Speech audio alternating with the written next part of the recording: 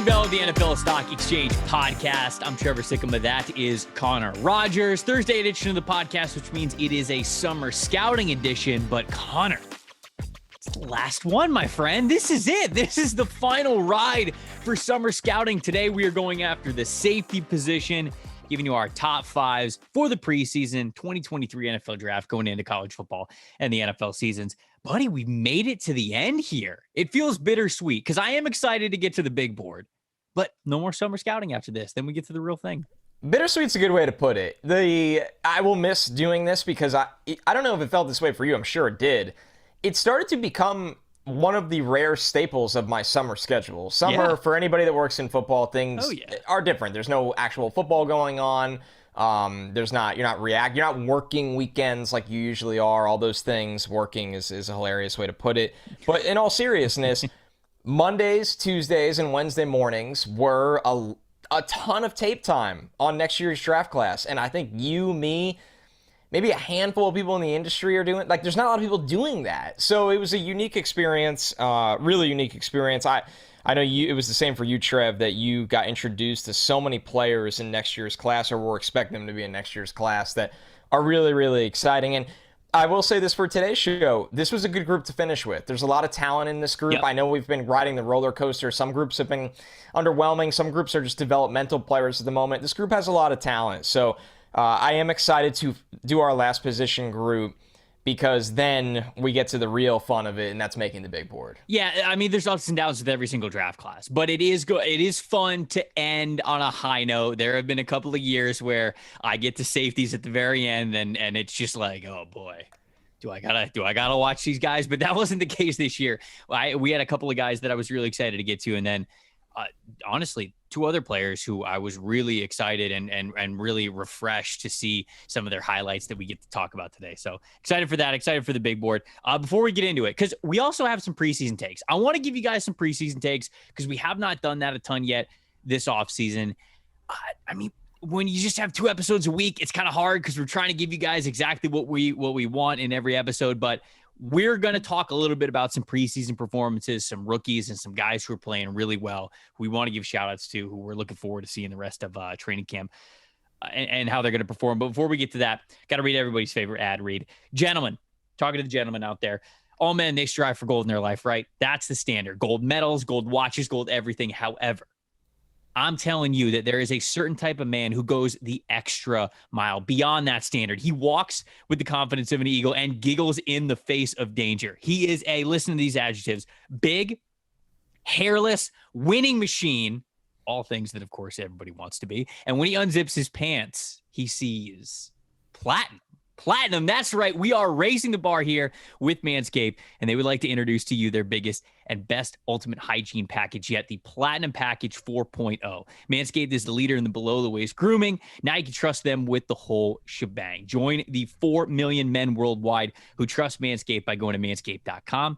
You'll get 20% off and free shipping if you use the promo code NFLSE. If you've been listening to the podcast the whole summer, you know that the promo code used to be PFF. Now it's NFLSE. So now it actually helps this podcast the most. If you guys were ever on the fence about ordering it, please do so now. Use our promo code. That'd really help us out. Manscaped's brand new Platinum Package 4.0 is the biggest bundle they've ever offered, giving you a bulk discount on all of Manscaped's top products. 20% off and free shipping using the promo code NFLSE over at manscaped.com. It's time that you enjoy the finer things in life and get yourself a platinum package for your platinum package. Connor, which teams hit the platinum package in the 2022 NFL draft with some early rookie performances? Who do you want to shout out here first? How about the Big Uglies, right? That new tackle duo in Seattle. I watched Seattle's coaching film. I tried to get through as much of the coaching film for the rookies that I could. And, man, not just Charles Cross, who we obviously loved, and he had one run blocking play that I screen grabbed that was a wipeout block. But Abe Lucas, a guy that I really didn't love. I thought he had a lot of questions. I thought it was all there. The athleticism, the body, it was all there that with the right coaching, he could be a starter at the next level. But it felt like he had a lot of, holes in his game. And he had a great debut, Trevor. Really, what stood out to me was how nasty he was as a run blocker, because I know what kind of athlete he is and the skills he possessed as a pass protector. So he looked stronger to me. It looked like he took his weight room work very seriously since the draft process. And watching Seattle, a team that is going to run, and then run some more, whether it's Drew Lock, Geno Smith, it doesn't matter who the quarterback is. I know Kenneth Walker, unfortunately, underwent surgery on the day we are recording this podcast, so we'll see when he is back. But Charles Cross and Abe Lucas, Seattle's been one of those franchises for a while that they've never been able to put an entire unit together on that offensive line. It's a great start for those two guys, the bookends of tackles. Yeah, played really well, man. I was really surprised by how well Abraham Lucas, played in this game, especially in the run blocking portion of it. You mentioned it. He's coming from a Pac-12 style of offensive line in which we have seen guys just not have that physical profile to really translate to the NFL. Lucas did a great job. The debut was fantastic. Obviously, there's a long way to go. You got to certainly do it in the regular season, but it was awesome to see them be able to shine as an offensive tackle duo. To think that the Seattle Seahawks, a team that desperately needed offensive line upgrades, may have two that they might be able to get there. 52 snaps, Trevor, he played at right tackle. That's a big workload for week one of the preseason. 100%. 100%. Look, I wouldn't be me if I didn't bring up George He's Pickens. doing it. I wouldn't be me if I didn't bring up George Pickens. I'm taking the victory lap. I'm counting it. The scouting win is already in the books. But no, seriously, George Pickens has been awesome throughout this preseason. You look at what the Pittsburgh Steelers have been dealing with their quarterback position. Okay, who's starting at quarterback? Who's going to be the backup? What is going to be the order between Mason Rudolph, Mitchell Trubisky, and Kenny Pickett? Reasons for all of them to have hope that they're going to be the guy there in Pittsburgh, with Rudolph having the experience, Kenny Pickett being a first-round pick, Mitch Trubisky coming off a really nice year as a backup with the Buffalo Bills. It looks like it's going to be Trubisky, but Connor, no matter who is playing quarterback for the Pittsburgh Steelers, they're going to lean on George Pickens. I mean, there is no easing into this process. This guy's going to get targets. He's going to get catches. He's going to get yards. He's going to get touchdowns. When he was a true freshman at Georgia, George Pickens stepped on the field as an 18-year-old right out of high school and led the Bulldogs in receiving yards. He is showing that kind of ability to step on the field at an even better level of competition and hold his own, look like he belongs. And everybody who listens to this podcast knows how big of a fan I am of George Pickens. And to see this right away, for him to really be able to take hold, show off those wide receiver one traits, it's freaking awesome. I love to see it. And I hope it's just the beginning for George Pickens, because this is going to be a fun, talented player to watch. It's got to be funny for you. I find myself going through this, and I never talk about it, and I know you don't either, or we don't interject on Twitter, but we go through the draft process, and there's always a handful of players that you really love, and they're not first-round players. They're players that are overlooked for various reasons. And then you get to this time of year, and I don't blame anyone. It's just the timeline of people's jobs. The fantasy community is holding them up like the Lion King. And you're just watching it all happen. And you're like, you sit there and some people sit there and smile. Some people sit there and like the angry meme and they're like, I was first. And like, none of that really matters. It's just funny when you watch that player that you saw as a college player that was overlooked. And Pickens was a big name, but you really stood on the table for him with, people questioning the lack of tape, whether it was the injuries or all those things. I know he was somebody you loved. Somebody that I loved in the same mold, I guess, was Danny Gray, who, what Danny Gray, to me, I look at a dude from Dallas that was a track superstar in high school that made explosive play after explosive play for SMU. On top of that, there was a lot of plays left on the field where the quarterback could not get him the ball. We know this guy can run like the wind. Then he goes to the Niners, an offense that finds a way to get the ball in guys' hands and let them do what they do after the catch. Danny Gray looked good, Trev, and he looked good with Trey Lance. That's what he had the big touchdown catch from Trey Lance. He had I was going to say that was Danny Gray, right, on the big touchdown. That was Danny Gray, and he had another big catch, I believe, with the second unit. So, listen, they're a little busy, that team. Ayuk's had a good summer. We know Debo is Debo, Kittle, but Danny Gray's speed is going to play in that offense. And I don't know if it's as a rookie, but seeing it in week one of the preseason, it just goes to show you how much speed plays at the NFL level. And a guy like that went to the right offense for him, he was drafted late, so there's not these kinds of expectations. I felt like you with Pickens when I saw Danny Gray make that touchdown catch. So the next guy that I want to shout out is Christian Fulton. And he's not a rookie. He was drafted in the 2020 NFL draft, but I liked Christian Fulton a lot. Cornerback coming out of LSU.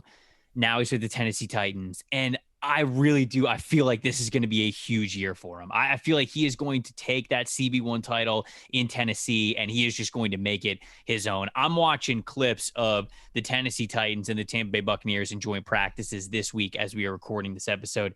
And Fulton is locking dudes down. I mean, and he looks fantastic doing it. He looks so confident out there. And I always felt like he had the ability to be a shutdown man coverage kind of a corner. And I feel like now we are really starting to see it. Sometimes it takes time for corners. And I feel like a lot of time. Certainly if he has a really good year this year, which I hope he does, he will be another example of the fact that you can't just judge these guys immediately, especially for the positions that are difficult to adjust to. And I would argue corner is one of the most difficult positions to adjust college to the pro level. There's so much being thrown at you. There's so much that you've got to adjust to. There's so much that you've got to elevate your game with, because when you were playing corner and you were guarding somebody else, the smallest false move gets you burned. Lets up a reception, lets up yards, could let up scores. And then everybody just points to those things. You can put on highlight reels so they just get played over and over and over again. It can mess with your head. It can mess with your confidence, all that kinds of stuff. I'd love to see Christian Fulton continue this. It seems like it's a great training camp for him. I really hope that he takes full control of that CB1 label in Tennessee. So I just wanted to give him a shout out because I'm watching some awesome clips of a guy who I know a lot of people had some high hopes for. Yeah, I certainly did. I kind of forgot about him, to be honest with you, until you do forget about players quickly because you move on to the next draft class and then the rookie class, and then the class you did a year ago is kind of out the brain, at least in our processes. So I'm glad you got a guy like that in that we're expecting some big things from in year number 2.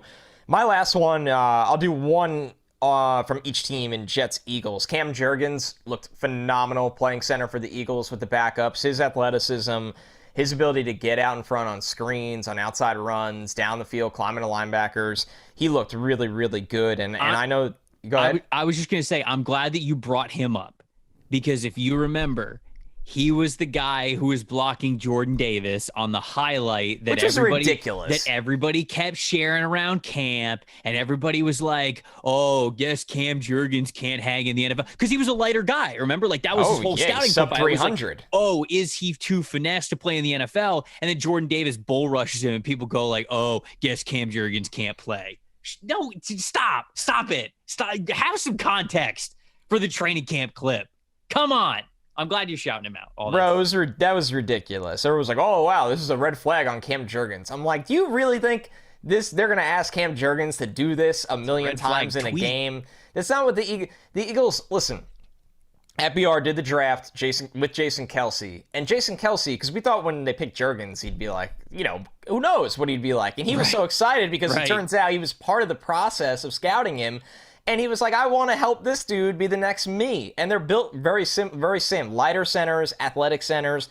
And Jurgens in a full game setting was as advertised. On the Jets side of things, obviously, Sauce Gardner played like 9 snaps and no targets came his way, so not much going there. But I thought Garrett Wilson looked really good, man. I thought Garrett Wilson on his reps, he had a couple catches for 25 yards, but one time Zach Wilson missed him when he got open out of the slot. They're going to play him on the inside and outside, so Garrett Wilson looked really good, where it felt like a lot of the first-round wide receivers were very quiet in their debuts, while the later-round guys got a lot of shine, it's always interesting because of who they're playing against, but that was something that I did want to give a nod to. Last guy I'm going to shout out. Again, it's not a rookie, but it's sort of a rookie because we got robbed of a full year for him last year, and that's J.C. Horn. I want to shout out J.C. Horn, man, because I think that this comeback year for him is going to be awesome. If we get a fully healthy year from J.C. Horn, he's going to remind you guys about why he was a top 10 pick. He was picked over Patrick Surtain, and I wouldn't have gone that far. I would have picked Patrick Surtain over J.C. Horn, but it's close, man. These are 2 elite wide receivers from that 2021, or elite cornerbacks from that 2021 class. So I'm really looking forward to what he's going to put on tape this year. That's another guy who I continue to read over and over again. J.C. Horn, fantastic day today. J.C. Horn, another interception on one-on-ones, like all this kinds of stuff. I hope that he snowballs that into a lot of confidence going into last year, because we got robbed. I gotta say, we got robbed of what could have been a really nice rookie season from J.C. Horn. So wanted to give him the shout out as well. Before we get into our safeties, because we are going to talk safeties for most of this show, our top 5 preseason safeties for the 2023 NFL draft. Got to talk to you about our friends over at DraftKings. Football fans, join the next generation of fantasy football with Rainmakers Football. That's what it's called. Their first ever NFT fantasy game from DraftKings. I know. That's a lot of buzzwords right there, but hold on, follow me. It's the only NFT fantasy game licensed by the NFLPA. Now you can play all season for millions in prizes by building the ultimate NFT franchise. Right now, everyone can get their first full roster starter pack for free. So playing Rainmaker is simple. You buy, you sell, you bid, and win player cards, NFTs, of the biggest names in the game through regular drops, auctions, and all that over at DraftKings Marketplace. So if you've ever played Madden Ultimate Team before, this is for you. It's like a real-life Madden Ultimate Team. You craft lineups of athletes from your NFT collection, and you earn points for touchdowns, receptions, and more, just like daily fantasy football. Build your NFT franchise and enter for free Rainmakers football contests all season long to compete for millions. That's right, millions in prizes. The next generation of fantasy sports is here. Download the DraftKings Daily Fantasy app now. Sign up with the promo code PFF. Click the Rainmakers title and opt in to get your first card free. Plus, play for millions in prizes all football season long while building the ultimate NFT fantasy franchise with Rainmakers Football. It's promo code PFF. Build, play, win. Only over at DraftKings. Contest entries dependent on type and number of NFTs you hold. Eligibility restrictions apply. Void where prohibited. See DraftKings.com for details. Kind of where we starting. I'm worried you're going to leave this show to become a professional ad voiceover person, or like movies. I'm not going to leave the show, but if somebody wants to pay me a little quiche on the side, all right, at least you'll fit it into the schedule. There is some kind of business model that you can advertise your voice to do that. So I'm just playing agent here. That's what I do. Number 5 for me here on the safety Give me on the preview. Price is Right first. Do the Price is Right one first, and then we'll get the voice acting. I swear, when I stopped tweeting, I had a lead. And I'm not going to reveal it, but somebody did reach out to me that had a really good lead. I need to connect with them right after this show. I thought I was really close, like what? Early July. Okay, yeah, I'm not kidding. That's why I stopped tweeting, and then I forgot. I gotta get back in the game. I gotta start mashed watching. Potato summer brain. Gotta start watching the Price is Right tape. Gotta get back to it. Yeah, you better grind the tape. Number 5 for me, Brandon Joseph, the safety that will play for the Irish this year, but transferred from Northwestern. So when you're watching the tape, you're seeing him with a lot of action for Northwestern. 6'1", 196. Let's start with some of the good here. Moves and plays like a traditional roaming back end of the defense safety. I think a lot of the conversation on today's show, you are going to hear some guys that are going to live in the box. You're going to hear some guys that have only played in the slot. They've played unique roles in their defense. With Brandon Joseph, Trevor, I've seen him play traditional last line of defense roaming safety, and I've seen him do it in coverage at a high level. I think that there's legit ball skills. I thought he has fluid hips, and he can track the ball. He can really get on his horse and backtrack and find the football down the field, whether it's interceptions or disrupting players in contested catch scenarios. So I think when you're looking for a guy that's going to thrive, whether you're asking him to be probably a 2-shell kind of guy that can run deep, he can do it. And I'm really excited to see the steps he can take with Marcus Freeman's program this year, because there are very important aspects of his game that he needs to work on, and that's why he's number 5, not in the top 3. Right now, Trevor, he is a liability against the run as a tackler, as the last line of defense. And that scares me, because yes, it's something he can improve on, but he missed 17 tackles in the run game in 2021. So you go back and you watch those 17 missed tackles, right? And it's 2 things. Angles, which that's not good, number 1. Yeah. Number 2, just overall strength. He got trucked in the hole a lot. I don't know how else to say it. He got truck sticked a lot, and it wasn't truck sticked where it was like, I got ran over, but I got the guy down and he got 3 yards over me. It's truck sticked, I'm on the ground, and he's going for a big... He was liable for a lot of big gains. And sure, you'd love the front to make those plays. You'd like the linebackers to make those plays. But I noticed sometimes teams funneling the run towards him where he wasn't blocked and had to make a tackle. And a lot of times he didn't do it. So I'm very conflicted on him because honestly, there aren't a lot of guys at this moment right now that show that traditional coverage, fluidity, and movement Right. going deep like him in this safety class. But if you can't walk before you run, tackling, last line of defense, that's a little scary. So a huge thing I'm watching for him. If he cleans that up at Notre Dame this year, he's going to be easily a round 3, round 2 kind of pick. But once again, there are some holes in his game that are very vital. Yeah, I was very curious to where you were going to have Joseph in your top 5 Same with because you.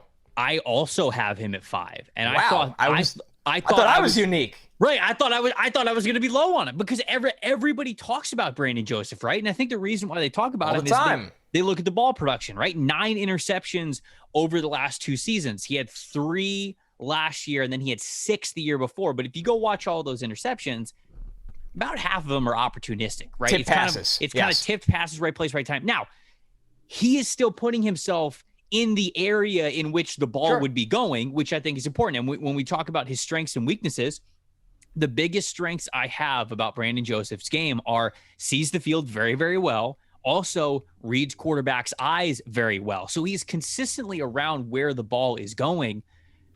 But Connor, I think he's a physically limited football player. I think you mentioned the strength there for tackling. I didn't think it was going to be that bad. He's definitely got to get stronger. And sometimes he kind of goes in for arm tackles, and some guys can bring players down with those arm tackles. They can get away with it. Joseph's definitely not that kind of a guy. If he's not squaring you up between the shoulders, whoever the ball carrier is probably breaking the tackle just because he doesn't bring a lot of strength to his game in that regard. The pursuit angles was the thing that shocked me the most about his game because he is so good at evaluating space when he is in coverage. But when it's so funny because we're going to talk a handful of safeties. I know it for sure in this episode that we're going to say coming downhill, how confident they are, how comfortable they are coming downhill as a football player. They're not as comfortable backing up or with their back to the ball. Brandon Joseph is more comfortable shuffling side to side or retreating backwards than he is moving forward. When he's moving forward, it's so shocking to me how bad of pursuit angles he had at times. I'm like, man, you are so good at evaluating space. You've put yourself in such great positions to get takeaways and get plays on the ball down the field and all that stuff. And it right now, it does not translate to pursuit angles to ball carriers, run defense towards the line of scrimmage. So those are 2 big areas that I have a lot of concern with. And then overall, kind of as I watched his total tape, I don't know if he's the athlete everybody thinks. Well, I don't think he is. That's an issue. And when you are a free safety type, okay, so he's playing more towards the field. They're playing him as the free safety most of the time. If they're playing 2 high shells and one safety is rotating down, it is most likely not going to be Joseph. He is going to be that deep safety in cover 3, sometimes in cover 1, depending on what they're playing. He knows how to position himself well enough, but he does not have the athleticism, I think, to be a consistent guy to make impacts on the ball when it comes to sideline play. Malik Hooker was one of the best that I have scouted while he was at Ohio State of getting from the middle of the field to the sideline. He knew how to time things really well. He had the athleticism to get over there. I just don't think Joseph has that athleticism. And I think that shows up glaringly when he tries to go get ball carriers, is that he's not as fast as he thinks he is. And when it comes to pursuit, I think that shows up a lot. So with him being, I agree with you totally. He is one of the few coverage type of safeties that we have that are notable enough for us to watch in summer scouting going into this season. But I just think he is a liability with his athleticism to the point where I don't even know how much I could take that as a strength. I think that he would probably be somebody who's better suited to play as a strong safety, but he doesn't defend the run well enough. Yeah, he can't play in the box, Trevor. He cannot. So it's tough, and I'm interested to hear kind of what we talk about at the end of the podcast with some guys who just missed the list, because there are players that I almost wanted to put over Joseph, but I just could not in all good conscience because they're also missing things from their game. But yeah, I was very I was very curious to where you were going to have Joseph because I know a lot of people are really high on him. He's a notable name going into the season, but I just wasn't his biggest fan, and it sounds like you are not either. I am fascinated that we had identical reports on him. So it just makes him the classic, at least for you and I, maybe not for everyone else out there. Clearly not for everyone else. I've seen him ranked very high. He was the guy of this group that I walked away disappointed. And there's always one, because we live in the draft world. I see people tweeting, talking, posting, this, that, this. And I do think he's going to a program that he has a chance to greatly improve because of how well the leader, how much I respect and really like the leader of that program and Marcus Freeman and the defensive staff they have. But what he is today, as we do this in summer, you and I saw eye to eye. So whoever your fourth guy is, whoever your fourth player is, we might have the same exact top five, or it might be different. It depends on what you're doing here at number 4. We might have the same top 3. I think number 4, I did go off the rails because this player has only started 5 games. He's played a lot, but he's only started 5 games at safety, and that's RJ Moten from Michigan. Oh, okay. At number 4. Oh, so, I know who's in my top 5 who you don't have. You coward. Coward? You coward. I don't know if you do. I don't know. It might not be what you're thinking. Anyway, okay. RJ Moten, man, maybe my favorite background story of the Safeties. He was a legit baseball prospect in high school in this great, lovely state of New Jersey. And when I say legit, I mean this dude hit weight as a junior in 2019. He was getting a hit more than half the time in his at-bats. Elite. He hit with power. He can run. I believe he pitched. He won a championship in high school, where he was so good in high school that I'm of the belief, of what I've read, that for those that aren't baseball fans, in 2020, because of the pandemic, when the MLB draft is usually like 40 rounds long, for that year they condensed it to 5 rounds. Completely changed the script of trajectory. Leaves a lot more guys going to play college baseball, all those things, where a dude like this, when your draft goes from 35, 40 rounds to 5, you might not get drafted anymore. And so after all of that, one of the reasons he chose to go to Michigan is, sounds like Harbaugh was very excited about the idea of him being a dual sport athlete, playing on Michigan's baseball team, a good program, and playing for the football team. I don't know what happened after that, but he's not playing baseball. He is committed to being a full-time football player. He's a impact safety for this Michigan team. And boy, is he a house. 6 foot, 223 pounds. This dude is large. I posted a clip on my Twitter feed of him coming downhill. He starts off not even in the field of vision, and a tight end thinks he's going to block him, and he sends this tight end to the moon and then makes the tackle. Wait, okay, I'm literally going to Twitter right now. Bro, I freeze framed it to show when he comes into the screen and who he is and what he sends this tight end like 10 yards backwards and then makes the tackle on the running back. So RJ Moten plays with an edge. He has no problem mixing it up in run support. Yeah, welcome to the RJ Moten experience. It was pretty wild, dude. This poor tight end. Launched. This poor tight end came to Wisconsin, thought he was about to beef up and just be an absolute house as an inline player. And number 6 comes in from the outside of the screen and basically puts him off scholarship with this hit.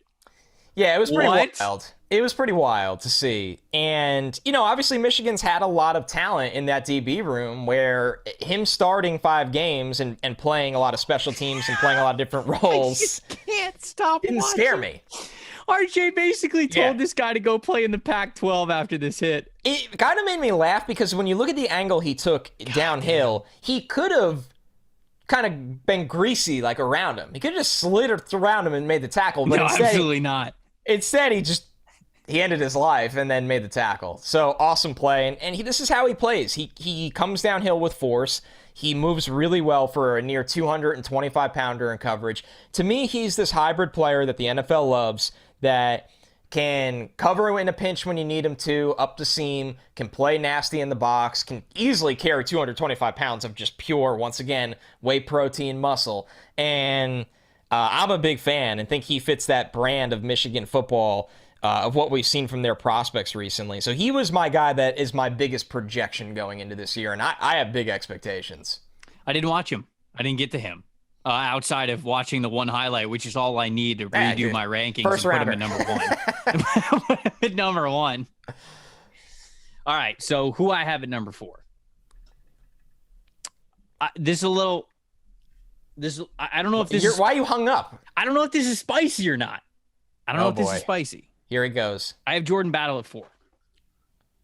Yeah, it's low for me, but okay. I mean, right. I don't think you need to be put in prison at this moment. Thank you. I appreciate it. I'm not calling the feds right now. Okay, all right. So Jordan Battle, Alabama safety, 6'1", 210 pounds. All right. It's been starting for a while. If you go back a little bit further, some background information on him. 4-star safety from Fort Lauderdale, Florida. Played at the St. Thomas Aquinas High School, one of the best football programs in the country. Was originally committed to Ohio State. Did not know this before flipping his commitment over to Alabama. Contributed a little bit as a freshman and then earned a starting role as the starting strong safety as a sophomore. Something else that I learned about him just from doing research, and I was watching him at SEC Media Days because he was one of the players that Nick Saban chose to bring to SEC Media Days this year. He seems to have an awesome personality, man. It seems like all the players who talk about Jordan Battle love him, that he's got a super outgoing personality. He's a guy who's always trying to crack jokes, always trying to make people smile. They said he's a big dancer in the locker room, so he's just like a confident dude, and he's a fun-loving dude no matter what. But when he puts on the helmet, when you watch him on the field, I mean, he's a bad man, man. Like, he can hit you, and he can absolutely bring the wood at what he is doing. Some PFF stats. On over 1,335 career coverage snaps, so he's got a lot going into this season. He has allowed a grand total of just 474 yards with 5 picks and 8 pass breakups. 88 overall defensive grade in 2021. And Connor, we talked about this before we hit the record button. You finished his eval last year. Yeah. And I would have done the same thing if I was doing it as early as you were, because I'd have told you Jordan Battle's absolutely going to the NFL. And here he is back with Alabama. You know, I wonder. I read the quotes of him at SEC Media Days, and he's like, yeah, I came back because I want to win a national title. I want to bring the national championship back to Alabama before I leave. And that is a good answer. Obviously, if you're a Tide fan, that's something that you want to hear, and that's cool to hear. I wonder if he did not get the grade that he wanted to get from the NFL Draft Advisory Board. I should have asked somebody. I should have texted some people about this before this show, because I had a round 2 grade on him, to be transparent. I had Jordan Battle going in the second round. I would have as well. I think he's a really good power profile, strong safety. I do. And I think that if you're looking for him to be like a robber zone defender or cover some bigger tight ends out of the slot, he can do that. Oh, yes. I do not think that he's going to be a free safety type for you, but if I just kind of go off his strength and weaknesses here that I have, strong safety type of player who is great when he can keep things in front of him. Very confident when that is the case. Excellent feel for baiting quarterbacks as a robber coming out of 2 high shells, someplace that he is also most comfortable with. I think he's really great off the blitz when attacking the line of scrimmage, either as a delayed blitz up the middle between the tackles or sometimes coming around the edge as well. Weakness, not as disciplined or relentless as a tackler as you would want to see. Like, sometimes he could definitely lay the boom, but there were a couple of times where I was watching him and there was a little bit of a gang tackle in front of him, and he's like letting up, and he's like just letting the gang tackle kind of do their thing. It's like, okay, well, some safeties, they're like hungry for that physicality, right? They want to finish the play. They want to get in on that tackle. Sometimes I saw Jordan Battle not exactly get in on that. He's held...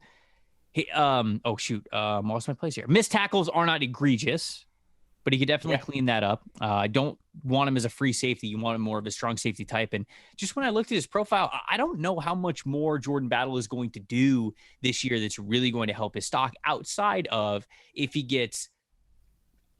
I'm hesitant to use the word lucky because I don't want to make it seem like it's all luck. But if he gets lucky and gets a handful of interceptions this year, then all of a sudden he gets this ball hawk label, right place, right time kind of a thing, getting that kind of production for takeaways. Maybe that could vault him into the back end of the first round. We might end up seeing that from him. But honestly, I thought he was a really great prospect last year. I would have loved to pick him at the early portion of day 2 last year. And so I wonder how much is left in the tank and how much higher he can go in the NFL draft with another year at Alabama.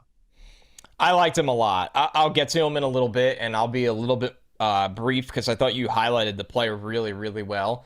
And I do wonder what the advisory board had to say about him because I thought he was going to be playing preseason games this time of year, and That's what I thought. I thought he was going to be starting. I looked at him and said, him and Brisker, who had by the way, got to shout him out. He had a game-wrecking debut for the Chicago Bears. It's good to see him healthy and wreaking havoc at the safety position again.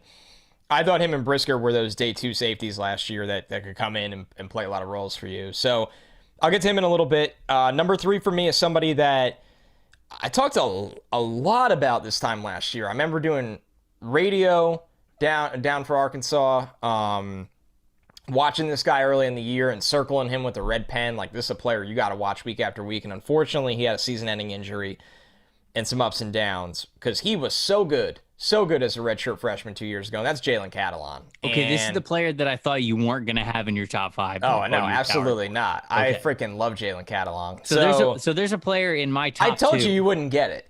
Because I also have Jalen Catalon at number 3. Okay, wow, samesies on both 5 and 3. How about that? The player that I think I have at number 2, you don't have in your top 5. Probably, and I watched him.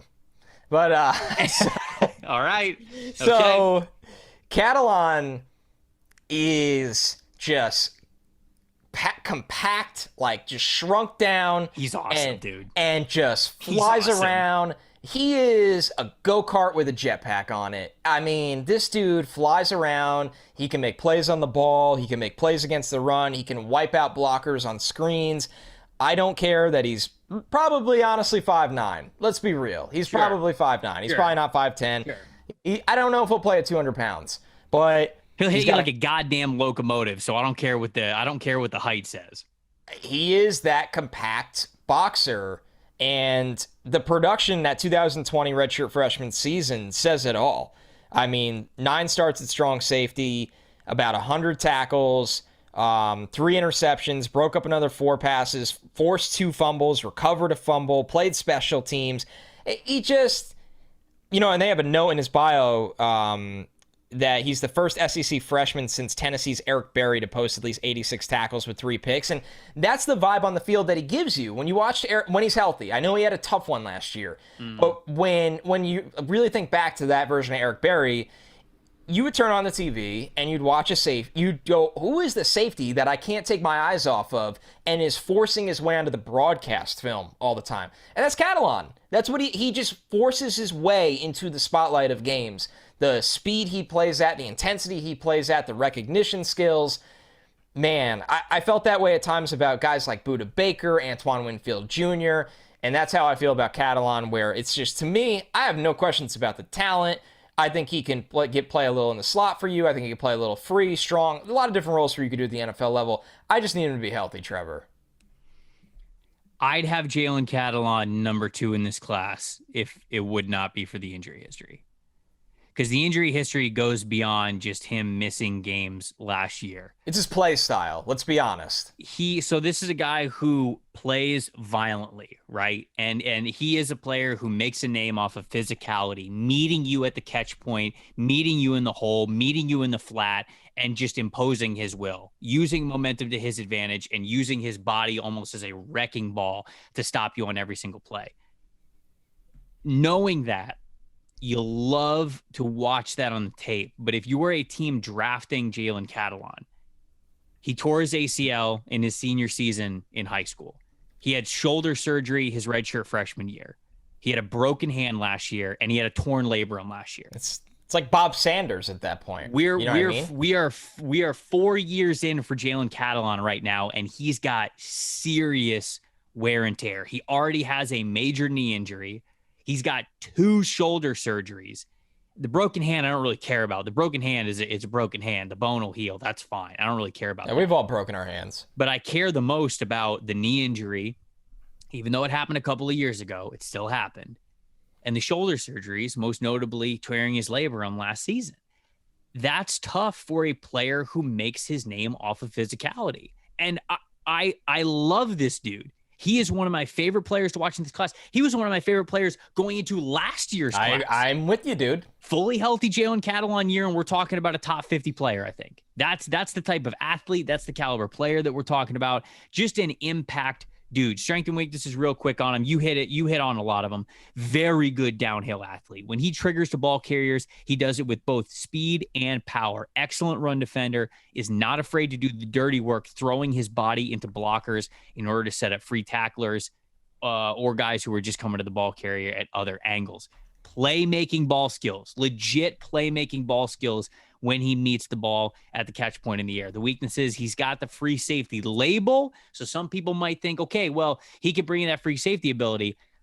That's not really how Arkansas plays. Arkansas played more than half of their defensive snaps in single high alignment, either in cover 1 or cover 3. They played more cover 3, but they really had Catalon as that single high free safety, not to be that last line of coverage defense, but more of to allow him to truly see the entire field, knowing how quickly he can gain ground to meet a pass at the catch point or to meet a ball carrier not too far from when they're past the line of scrimmage. And that's really that kind of free safety label that he played. So it wasn't that true rangy coverage free safety. It was more of a, this guy's going to be on the back end of our defense. We're going to play him super deep, and we're going to let him trigger everything downhill. Injury history, last note I have, injury history is just bad, man. It's tough. It's really tough. This would be my number 2 safety in this class. It's a player that I've liked for a long time, but the injury history was there for him the year before, and certainly now it's kind of at the forefront as well. So it's a damn shame. Rooting for a big bounce back year. And that whole timeline you just read just reminded me of like the NFL career of Bob Sanders, a guy that was 5'8", probably played around 200 pounds. You could not miss him on the screen. Everybody's favorite player. But man, the laundry list of injuries just got the best of him. Yep. And Catalon's going through that in college right now. Not on that extent. I don't want to be that much hyperbole, but I don't remember Bob Sanders' injury history going into the NFL. That's a good point. But his play style matched what happened. All right, so number 2, and I'll be brief here because I want to get to your number 2, and you already went over this guy, Jordan Battle, somebody that I liked last year. Tough and tested in coverage with very good eyes, I thought, on the back end. He did have 389 snaps at free safety last year, 258 in the slot, 262 in the box in 2021. It just used him everywhere. I agree with you, Trevor. I don't think he's Jesse Bates on the back end, but I think he's capable. But I do wonder, I don't see that premium free safety athlete, right? Like, I think he's going to run in the 4.5s kind of player, like mid 4.5s kind of player. Strong tackler, you mentioned it. He missed a few here and there, but pretty reliable overall tackling. I thought he was a strong tackler both after the catch and against the run, so he had no problem breaking down against running backs or diagnosing where the ball is going in the pass play and getting there and making the tackle, stopping the play.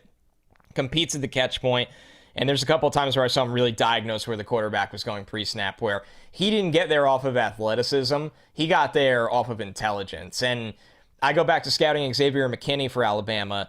They ask so much of their DBs on the back end that handle the workload that a guy like Battle handled, that they are about as mentally sharp as any defensive player coming into the NFL that you can ask for. So I'm with you that Battle might not really have a ceiling to tap into at this point. I kind of think he just is who he is, but he's a really good player that I project as a starter that can get by at free safety in a pinch at the NFL level, but you do like him in more of a traditional strong safety hybrid slot kind of role. I probably did not give enough credit to how smart of a player Jordan Battle is, because I remember watching him just as a sophomore and how he was able to read and react to what was going on around the line of scrimmage and be very disciplined in his run lanes and where he needed to be to help out the team, especially when coming downhill and playing the way that he does best. And that is just as much of a mental ace of his game as physicality is. So I wanted to make sure that I highlighted that there as well, because that's something that I've always liked about Jordan Battle. Number 2 on my list is his teammate, and it's somebody who you don't have in your top 5. It's Brian Branch, who is a safety, but also just this versatile defensive piece. 6 feet tall, 190 pounds. Dude, we've talked about pound for pound strongest guy before as we've kind of going through some of these classes. Holy smokes, this dude is, he brings that to the table, man. About as reliable of a tackler as they come. I'll read his background because I think that the background's definitely important for him. 4-star safety from Fayetteville, Georgia. Played safety and wide receiver special teams for Sandy Creek High School when he was at that level. As a junior, he was an all-county player, and as a senior, he was the Georgia 5A Ironman of the Year, which is given to the league's top two-way player, the guy who plays both on offense and defense. Chose Alabama over UGA and LSU. Dude, they had him playing everywhere. He played every single position in Alabama's secondary last year, which, dude, think about how reliable, how disciplined, how smart you have to be to play all 5 positions in Nick Saban's backfield. Like, Nick Saban ain't putting up with shit. If you miss an assignment, you're off the field. Like, not that he doesn't allow guys to grow, but if you are missing assignments, you're not going to play. And this guy not only continued to diversify the positions that he was able to play, he gained the trust and the reliability and the discipline to be able to play all of them. Or at least it certainly seemed that with the way that he was deployed. Through the first several games of last year, he and Malachi Moore rotated between that star, which is that nickel position, or the money backer, which is that dime position when they go into nickel and dime looks. So it's that kind of that player who's playing in the secondary, but he's towards the line of scrimmage. He can do a lot of different things for you. You let him play in space. You let him be a playmaker. Late in the season, he definitely took over. Branch played a lot more as the team's nickel corner, so that's kind of where he found his home, which is why it was weird. Okay, we're doing Brian Branch in the corner episode. We're doing it in the safety episode. So I just had him for the safety episode here. He said he models his game after Tyrann Mathieu and Troy Polamalu. And I get the Troy Polamalu part because this dude does not miss tackles, man. He does not miss. He has 1 missed tackle in his college career. 1. He had 0 missed tackles last year. He played 427 snaps from the slot, 128 as a strong safety, 23 as a boundary corner, and then 50 snaps as a free safety. Playing all of those positions, he got himself an 88-point run defense grade. Just nuts. This guy is as reliable as they come in that area. Strength and weaknesses for him: screen pass destroyer. Okay, that is why they love this guy near the line of scrimmage, because if the team that they're going up against, if they're playing quick game at all whatsoever, Brian Branch is messing you up. He is throwing a wrench in that entire thing, either in the backfield or at the line of scrimmage once they get to the sideline. He is strong as an ox. Pound for pound, might be the strongest player in this class. Very effective as a blitzer, both off the edge and delayed up the middle. Smart defensive back with a wealth of experience at many different spots. About as reliable as they're going to come as a tackler. Weaknesses, and this is where I could understand the argument of jack of all trades, master of none, worried about what position he might be in, because he's played the most from the slot, but he might not have cornerback explosiveness. He might not have that cornerback athleticism to be able to play full-time as a slot defender, which would be really great for him. When he's asked to play in coverage out of the slot, he's often lined up way off the line of scrimmage with outside leverage to kind of funnel guys more towards the play, towards where the safeties are, towards where the linebackers are. I think that is for a reason, and I think it's because he is best when he has help in that regard. Not as confident in his back pedal with his back to the ball as he is when he's coming downhill. And so there are a handful of things that I think he certainly needs to work on in his game when it comes to being more comfortable with his back to the ball. I don't know how much he can work on his athleticism. Maybe that's something that I'm looking a little bit too much into. Maybe that's the alignment. Maybe that's the technique they would be playing him in anyways. Maybe I just kind of need to see it more. But I do have a little bit of athletic concerns with Branch playing as a full-time safety / nickel defender hybrid player. If you want him to play in the slot, it only gets more difficult when you get to the NFL. So those are my overall thoughts. But overall, man, got to praise the guy for having the discipline, having the intelligence, all of that to be able to play all 5 positions on an Alabama defense. That's incredibly difficult to do. So I think he's the only one in your top 5 that didn't make my top 5. And Trevor, I really struggled with him basically being a linebacker playing corner. And maybe I need to believe in a more creative DC or believe in this guy's development, which I could easily, watch him in an expanded role this year. He had about 400 snaps in the slot last year. So you nailed it. Like, we didn't know, is this guy on the corner show? Is this guy on the safety show? It makes sense to have him on the safety show, because the second thing in my notes after the snap count in the slot was he has the demeanor of a 90s safety. That's what he plays like. Like he needs the neck roll. We got to get this dude playing with a neck roll. he loves to come flying downhill against the runner as a blitzer, and it's what he's best at. He really is. I don't know if he can cover as a corner. I really don't know. And some of the things that scared me were got beat down the field against Miami for a long touchdown, got devoured by Texas A&M in coverage, specifically on a long touchdown, but a couple of plays. And there's one coverage play in the slot against Auburn where he basically tried to tackle the wide receiver, and the guy still caught the ball for a touchdown. And it's, when I look at that, I know it's probably wrong to pick on 3 coverage plays, but I looked at those things and go, man, he blitzes and hits like a truck, and he flies downhill. He's so good against the run, like you said. He's a great tackler. I don't know, and now I believe he's 6 foot, about 193, so he's not small. Maybe he just needs to be a true traditional strong safety. I think that the bad reps in coverage in the slot is when Alabama did what, you hinted at a lot of him passing off, and you're 100% right. When they asked him to go one-on-one and run down the field or across the field with somebody, it got kind of scary. So my takeaway, I just don't think he's a corner. I don't think he's a corner, and they played him like a corner. I don't think he can cover like a corner. And obviously, like, I brought that up as well. So I do agree with you in a lot of that. But like the Miami play that you brought up where he gets beat for a touchdown, he's basically right there with the dude. He just kind of misses the ball. And so it was those reps where, and there's another one, I can't remember if it was against Arkansas or Auburn, where he sees a play and he's able to put his foot in the ground. He's able to cut in on it, and he gets the pass broken up, but like it almost could have been a pick six. But it's like it is those plays that kind of wrote me back in, because when I watched film originally, I'm with you, and I brought it up as well. Like I'm worried a little bit about the overall athleticism, but then there are those things where it's like, okay, is it right there for him? Like, is there something still left in the tank? Can we get a little bit of that? And I think this year, certainly with a microscope on him as a draft eligible prospect, we're going to see a lot more of that. And we're either going to get the questions answered in a good way or a bad way. So I had him at number 2, basically out of respect for how versatile this guy is in a Saban defense. But go ahead, introduce who I'm pretty damn confident we both have at number 1 here on this list. We have a stud in this safety class. I mean, a guy that just wrecks the game, looks the part, walks the walk, talks the talk. He's got it all in Antonio Johnson from Texas A&M. I mean, I don't know what there is to say, because you don't even need to watch a lot of him to read. He's 6'3", 190.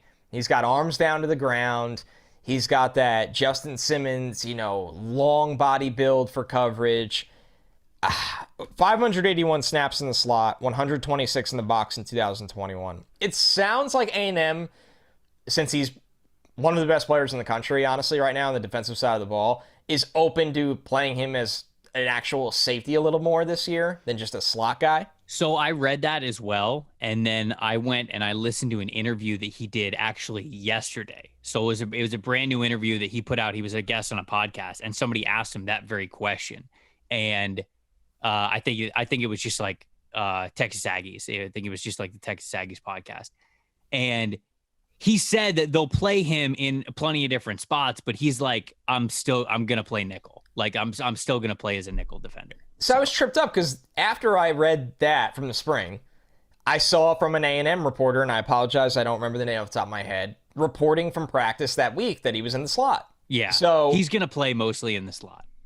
Either way, this dude is awesome on the football field. Correct. Slot, safety, box, doesn't matter. Long frame, he covers a ton of ground. He gets to places at a different pace than your traditional DB with these long galloping strides. Trevor, he devours screens. He will run through blockers. He will get there before the ball gets there. He gets there when the ball gets there, makes the tackle for a massive hit. Ultra fast trigger on throws in the flats or quick outs. And he doesn't come with, let me break down and wrap up. And he's there so fast that he demoralizes targets. He just destroys them. I've seen him injure guys, and it's nothing dirty. He just plays so fast and so hard, and he's there before the ball gets there that he times up these hits. he's a legit defensive back wherever you want to play him, because I didn't see a weakness in his game right now. He could tackle, he can run, he can cover, he can diagnose. It sounds, I even had somebody, it sounds like that boots on the ground, tweet at me right away when I tweeted a clip of him, like, oh, he's a great kid too. Like, just this is the total package of this safety class, this guy. And he has all the makings of a first round pick at the position. The only thing really standing in his way that's kind of missing on his profile is ball production. That's about it. He's got one interception in his college career. And it's, look, if you're playing as a shutdown player, sometimes you just don't get a lot of opportunities to go get interceptions. So there's a lot more, and there's a lot more that you want to base on the tape and the reps than simply looking at the lack of ball production. But I'd love to see him get himself 3 interceptions this upcoming year, right? If we get 3 interceptions from Antonio Johnson, Done. he's going to be a first round pick. You can wrap it up. It's over. I think that people probably just want to check that box with the ball skills, because I do think he has good ball skills. That one interception is a really nice interception. And there was another dropped one that he had. Oh, was it the Missouri game? I think it was the Missouri game. He did drop one. He had a drop one, but he mistimed the jump. And you could say, like, he would put himself right in position. He just mistimed his own jump, and it just kind of it floated a little bit more on him, and that's why he wasn't able to haul it in. But you're right. I mean, the build alone puts him in a rare category, and he's fantastic to watch. Earned a 87.4 overall grade last year, limited his 62 targets last season to a grand total of just 228 yards given up. That comes out to only 3.7 yards per target when he is in coverage, which is really, really impressive, especially seeing as how you got to judge him mainly as a nickel defender, not just as a safety kind of a guy.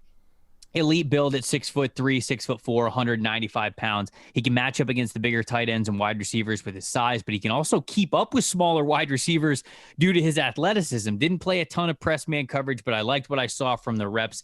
It was mainly goal line stuff. Like when I filtered the tape, because we could do this on Ultimate Humble Brag. When I filtered the tape to sick. It is sick. To just his press reps, a lot of it came on the goal line. Like you could tell they didn't want to do this with a lot of their players across the board on a regular basis. But when he played off the line of scrimmage, I thought he was good. I thought he was patient. I thought he reacted to things really well in a limited amount of space. And so I liked what I saw there. Strong, reliable player who's good in run defense. The only real negative I have is the obvious natural one. Sometimes when he's flipping his hips, he's just got a lot of hips to flip. He's 6'3", 6'4", so he's a bigger defensive back. So it's a little bit slower than it would be some other players. That doesn't show up nearly as much when he's going up against tight ends in the slot. But if you've got smaller slot wide receivers, or the offense is just trying to mess with you a little bit, maybe send a running back out of the backfield, he's got a little bit more shiftiness to him. Yeah, it can kind of show up that he's a little bit lacking with flipping his hips, but he makes up for it when that foot goes in the ground, man. When his hips get pointing in the right direction, I was shocked at how explosive this dude was coming out of his stance when he can put that foot in the ground and go towards the ball carrier, the catch point, or whatever it is. Antonio Johnson's awesome. He was one of the highest graded defensive backs that we had in college football at PFF, and for good reason. I think he's got the grades. I think he's got the talent. Really, let's just get some ball production, man, and we're going to see this dude in the first round. Yeah. I mean, there's really nothing else to say. When I turned on his film, I'll be honest, maybe I'm naive. I didn't know we had this kind of player in this year's safety class. Like, I knew about, like, Bijan Robinson at running back, right? Like, I knew about the top dogs at wide receiver, and even some of the O-line guys, and Jalen Carter. Like, Trevor, when we sat down a couple days in advance to do all the tape study for these groups, I always knew when there was a dude. I didn't know he was this good. Mm-hmm. And I watched a ton of A&M's defense because they have a million NFL players, but right. I just was, it was a reminder of just how different he is compared to the rest of them. Who else you want to give a shout out to before we get out of here? There were a couple. Well, you went over Branch, who could easily have been, number 5 for me. He's a really good football player. I just really struggle with what he is at the moment right now. There was a couple other guys I watched that I wanted to get to. I watched J.L. Skinner from Boise State. Yes, I saw him as well. I think that might be the only other guy that I watched. Dude, 6'4", 220 pounds. He has that like Isaiah Simmons out there look. Wants to hurt people. Yeah. I thought he'd play with a little more edge. Man comes down with reckless abandon. All right, little background on him. He's Boise State safety. 3-star safety from San Diego, California. Weighed just 190 pounds as a recruit when he went to Boise State. Now about 40 pounds heavier. Weighs about 220 pounds. He's played nearly every defensive position throughout his football career. Started playing defensive end. This is back when he was in like middle school, high school. Played defensive end, then he played linebacker. Now he plays safety. Also played receiver and running back in high school as well. So the dude's he's played so much football. He's played so many different positions. This is a quote from him, which is just going to be hilarious because it's exactly how he plays. Cam Chancellor, that's my favorite safety of all time. I'm a really big fan of his. So ideal. I've always been. So I really try to take aspects of Chancellor's game, like his physicality, the way he played, the way he used to always come downfield into the box. And I try to take it all from the best in Cam Chancellor. Devin Jackson did the interview for that. So I wanted to give a shout out to Devin. Devin does a great job. Devin does an awesome job, and go read his work. He put out a big feature on Skinner, which was awesome to read, but that's where I got that quote from. I wrote this in his scouting report. You ready for this? 0 is the number on his jersey to represents the amount of then the F word that he gives, or the amount of prisoners that he takes on any given play. Because that is so perfect. I have that in the scouting report, and I had to, because it talks about how he plays so much. So obviously, just this big physical dude can cover a lot of ground.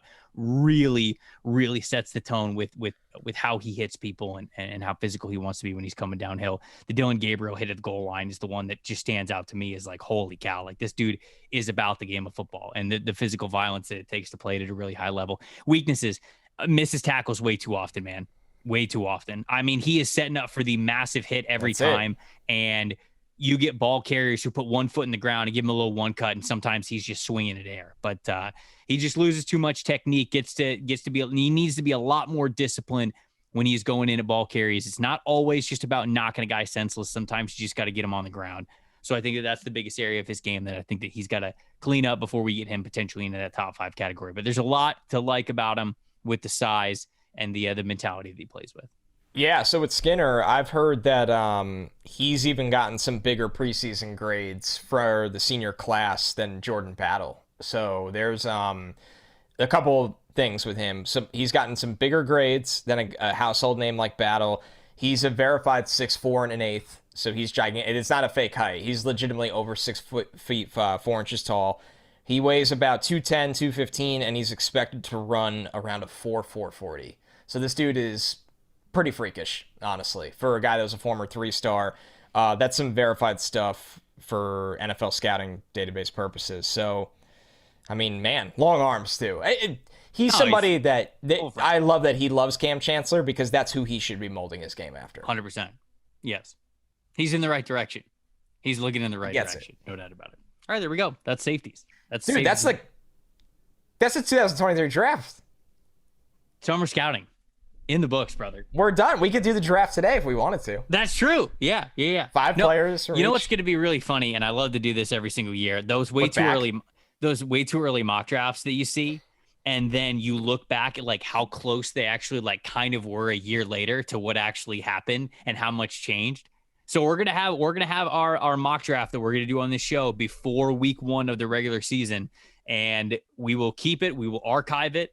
And we will look back and see how just perfectly right all 32 of those selections were when it comes to draft night. But this has been fun, man. Really enjoy summer scouting. It's truly an awesome part of the football calendar. It's where we get into the nitty-gritty of what we all love with football and the draft. Big shout out to all you guys who listen to us during the summer. I know that summer's a good time to get away. Sometimes you're not nearly as much into your podcast routine. Sometimes you're looking to step away from football a little bit. But to everybody who listened to us throughout the summer, whether it was the mock draft Mondays, whether it was the summer scouting, thank you so much. Thank you. It's a brand new podcast that we're getting off the ground, and to just have the interaction that we did with so many people throughout this summer scouting series, like, hey, love that you gave this guy a shout out. Hey, I watch this guy too. He's fantastic. Getting to do that and hear those things all summer is what makes this project so much fun. So I wanted to give a shout out to everybody who rocked with us all summer long during summer scouting, because it's been a blast for us.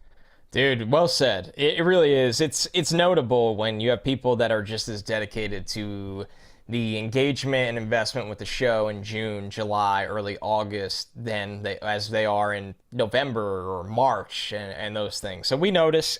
We can't thank you enough. It has been a blast. This has been, totally new for me. I've never podcasted about, but I haven't podcasted to this extent about players in a draft class this early. We dabbled in it on my old show, BR, but this was, I really think we went above and beyond with our outline of this class, and we'll see what it looks like with the top 50. And dude, the Twitter account that posts our top fives every week, the college football fans that might not even listen to the show that engage, it's unbelievable. People are reacting to top 5 linebackers with like a million comments. So it's super cool, man. It's super cool. When we started this podcast, we hoped that it would be a great way to bring people together who love the draft, love college football, love the NFL. And you guys, you OG sex addicts are really setting the table for what is a really good family member of this podcast and everybody else who hopefully joins it, because I'd love to make the family as big as possible. Monday, we doing the big board? You want to do it on Monday? We're doing the big board Monday. On Monday, I'm going to have, now that we have every single position of summer scouting in the books, we have our rankings. I'm going to come to the table with my big board. Connor's going to come to the table with his. We won't go through every pick of each of our big boards, but you'll learn plenty about it as we build the show's big board. So we will build NFL SE's top 50 draft prospects going into the 2022 NFL and college football season. I'm looking forward to it. It's going to be a blast. I've never done anything like that before. Yeah, it's going to be a bit of a mess in a good way. Oh, it's going to be beautifully chaotic. Is probably the best way to put it there. I'm looking forward to it. Thanks, guys, so much for listening. I'm Trevor Sikkema. That is Connor Rogers. We'll see you guys on Monday. Thanks for listening to the NFL Stock Exchange podcast.